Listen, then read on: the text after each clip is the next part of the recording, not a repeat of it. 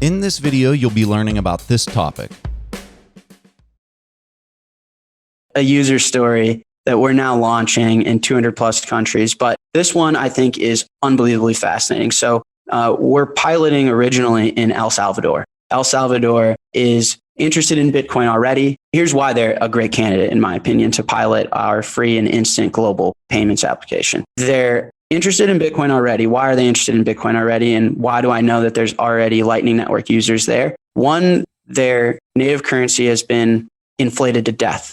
In fact, so much so, they don't even price the things around them in their currency. They price in dollars. However, they don't really have access to dollars, especially a bank account with dollars. It's very difficult to come by. So all of a sudden, you have these people that are relatively unbanked. Their currency, their state currency, has been inflated to death. They need dollars really badly. They don't have access to it, but it's how their life is priced. And even dollars at this point, asset inflation is getting out of control. And so they're starting to mess with Lightning Network wallets. They're starting to save in Bitcoin. Now, they're also the 7th ranked country in the world for inbound remittance from the United States. In 2017, there's 250 billion, I think. It is an insane amount of money sent from the United States to El Salvador. And so they're a top numbered inbound remittance from the US. They have no nation state currency. They love dollars, but don't have access to them. And they're in desperate need of a remittance solution. What happens in these countries is Western Union will shave at least 10% off. And then you have to go physically pick the money up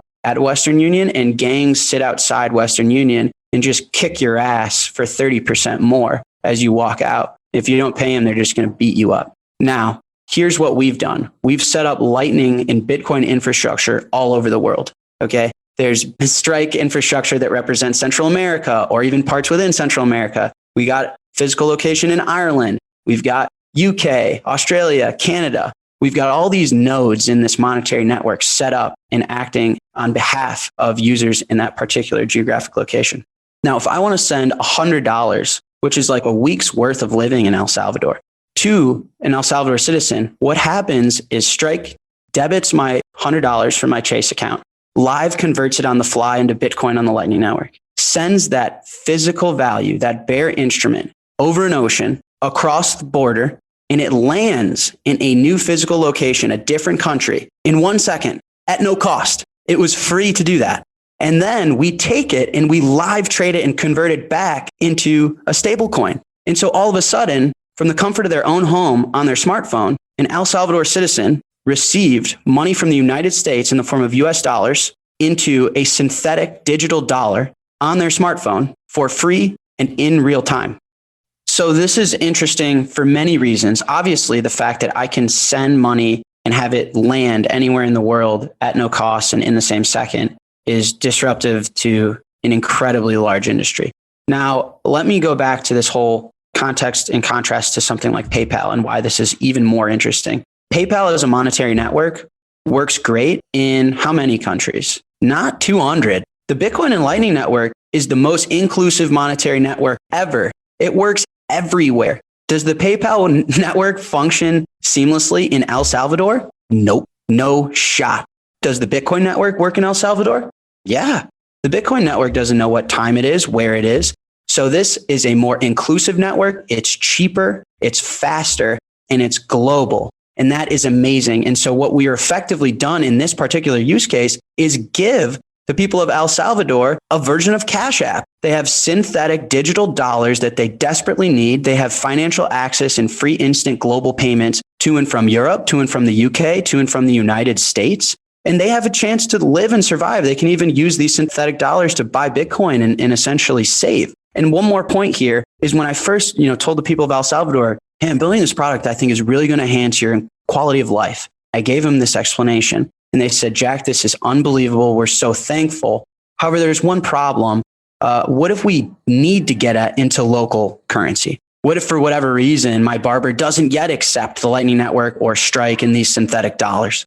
And they're like, we'd feel kind of trapped in this application of yours if we just switch all of our remittance to it. And I said, but you guys still have a little fundamental misunderstanding of the application. Because what you'd allow to do is you guys have Bitcoin ATMs, right? There are Bitcoin tellers all throughout your country on every corner. Is that correct? I said, yeah, absolutely. But we'd have this stable coin balance. We wouldn't have a Bitcoin balance. said, yeah, but you can go to a Bitcoin ATM. You can scan the QR code at a Bitcoin ATM as if you're exchanging Bitcoin for cash, for local currency. And what Strike is going to do is it's going to debit your tethers, your stable coins, convert it to Bitcoin, send it to that Bitcoin ATM, and the Bitcoin ATM is going to put out your local currency, because it's the same thing that I can make a Bitcoin payment or a Lightning payment with my US dollar balance on Strike. You guys can make Bitcoin payments with your tether balance. And so you can go to a local Bitcoin teller and Strike app could scan the QR code. It's going to convert it to Bitcoin on the fly, send it to the exchange, and the exchange is going to put out your local currency. And why is that so profound? In order for me to scale this application to 200 countries, I didn't need to go set up special proprietary closed monetary network tellers and ATMs that are Strike branded. We have access to liquidity in any currency in the world at any time. And there's even local tellers like ATMs that are interoperable with our service. Why?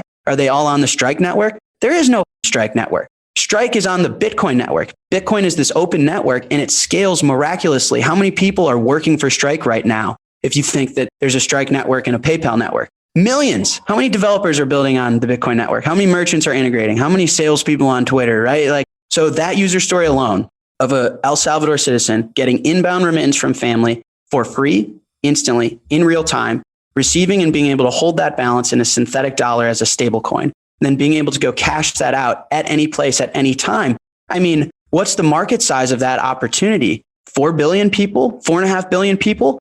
Where else does the Bitcoin network operate in a similar fashion? Everywhere in the world. So yeah, it's interesting that I can stream dollars received as euros in the same second. But I think that this we're going to be able to deliver the Cash App to 4 billion people that don't have access to traditional financial tools and get absolutely crushed by remittance and inflation. And it's tremendously exciting opportunity. And I'm stoked. And I hope that user story that I walked through in El Salvador really hits home for the people listening. Thanks for watching. Make sure to subscribe and hit that notification bell so you don't miss out on the next podcast episode and new investing resources. What are your takeaways and thoughts on this discussion? Let us know in the comments section below.